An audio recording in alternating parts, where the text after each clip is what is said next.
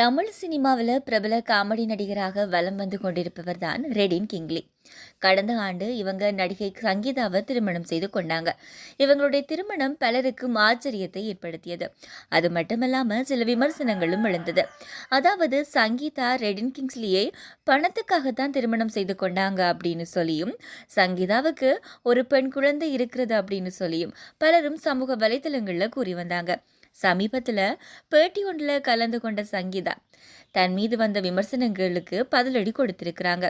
அதில் எனக்கு ஏற்கனவே குழந்தை உள்ளது அப்படின்னு செய்திகள் வந்தது. அது என் சகோதரனுடைய மகள் தான். அதை இன்று வரை சொல்லிக்கொண்டே இருக்கிறாங்க.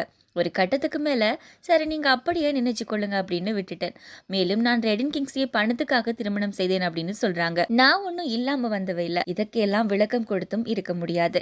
ரெடின் கிங்ஸ்லியின் குணம் எனக்கு பிடிச்சிருந்தது, அதனால தான் திருமணம் செய்து கொண்டேன் அப்படின்னு சொல்லி சங்கீதா சொல்லியிருக்கிறாங்க.